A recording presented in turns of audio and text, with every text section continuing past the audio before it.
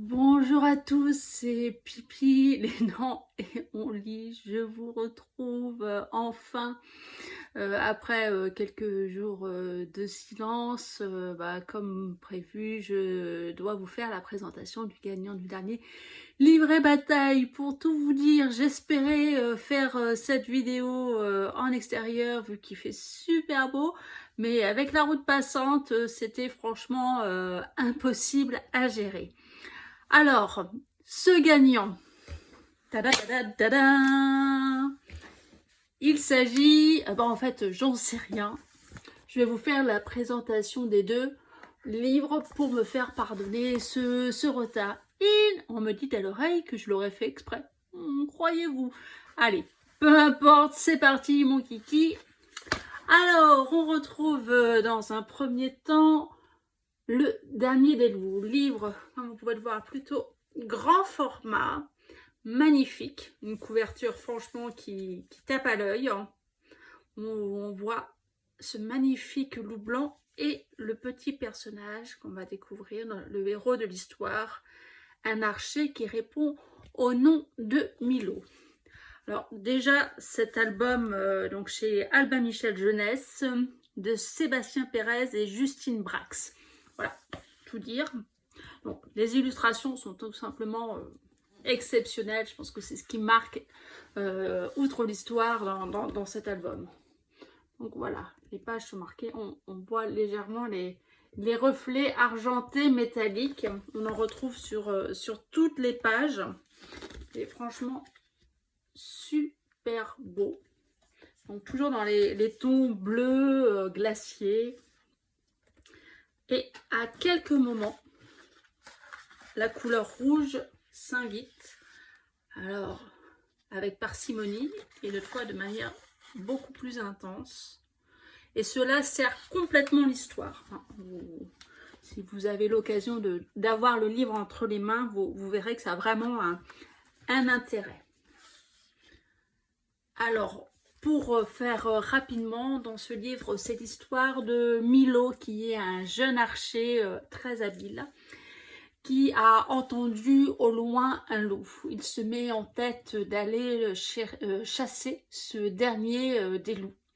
Effectivement, il y a quelques années, il y a eu une terrible guerre entre les loups et les hommes. La famine guettait et on pensait les loups éradiqués. Donc notre petit Milo part pour la paix du village chasser ce loup. Donc il va rencontrer différents personnages et à chaque fois il est de plus en plus convaincu que ce qu'il a à faire c'est effectivement de tuer cette bête pour garantir la paix dans le village. Sauf qu'évidemment il va finir bien sûr par retrouver la bête en question, si ce n'est que cette bête en question est accompagnée de petits. Alors, que va faire Milo? Que va-t-il choisir? On peut s'en douter. On comprend, il retourne au village et il nous annonce que sa plus grande bataille est à mener. Et oui, il est bien notion de résilience dans cet album. Très bel album, je le recommande très très chaudement. Et en plus des illustrations à tomber par terre. Deuxième album, Ta peau contre la mienne. Alors là, on est dans toute autre couleur, dans les ocres orangés.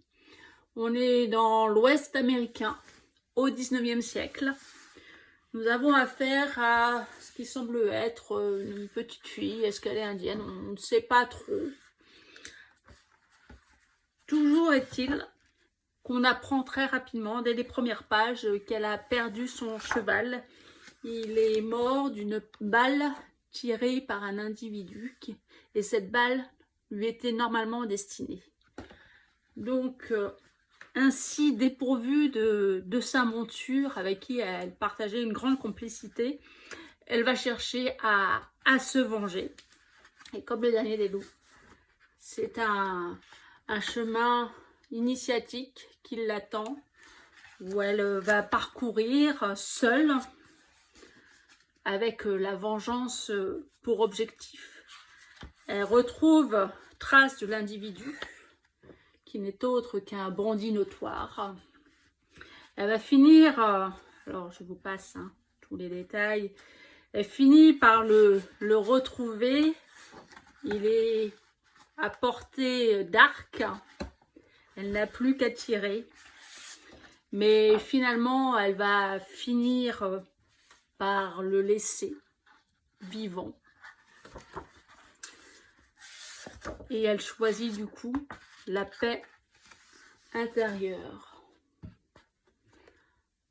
réalisant que la mort de cet homme, que lui prendre sa vie, ne lui apporterait rien de bon.